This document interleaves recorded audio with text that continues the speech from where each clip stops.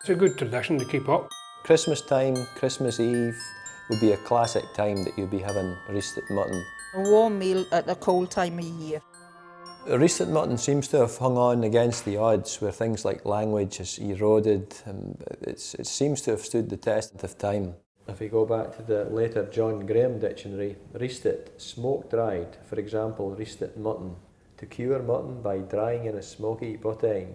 The Vikings brought with them the process of curing meat by wind, and that was called vivda. You hang up the meat inside skews.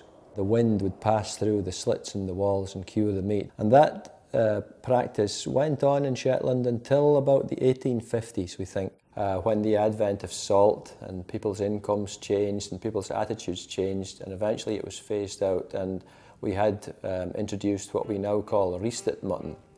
Most Shetland households would have had Reestit mutton hanging up in their butt end, in their kitchen or sitting room. But as time goes on, I mean, more people are moving to the town, to modern houses.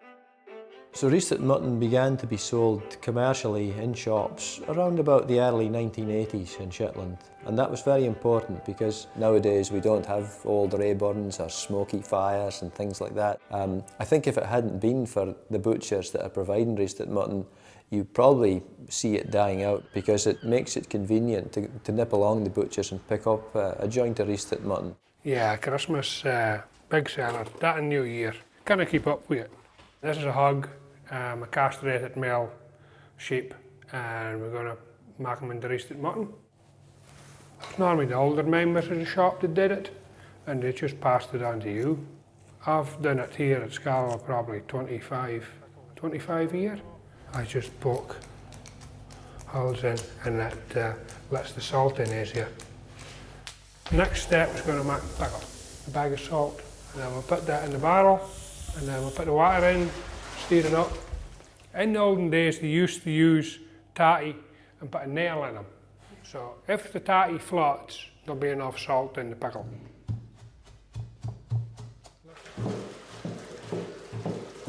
The boys has a pretty fun with me. They say when I die, I'm not going to decay because I'm working with so much salt.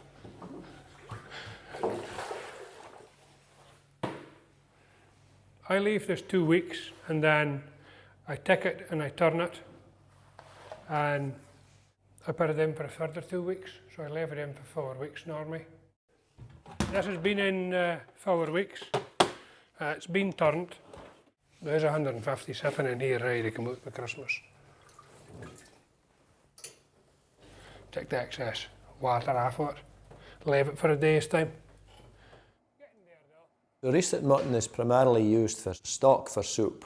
And once the soup is laid out, then the actual joint of meat will be produced and cut up as well, and the pieces of meat will be used on bannocks. And some people would flake it into the soup as well and eat it that way. The boys cut me a piece off the leg, and I just put it in the pot with water, and I brought it to the boil, and I simmered it for 2 hours.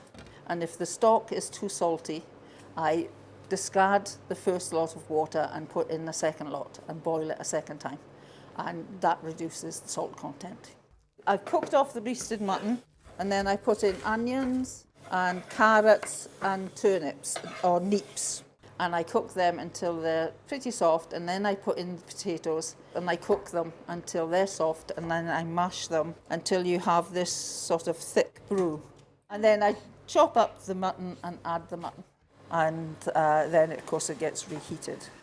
So I do what my mother did, you know. People would have it really watery, and some folk would have it really quite thick. And I remember me go to some friends' houses, and then their mums or grannies would have Reestit mutton on the go, and you'd have someone, you'd be, wow, you'd be thinking that's better as mine, or that was really good. I mean, I think the key to it holding its place in the modern world is because it's a homely food.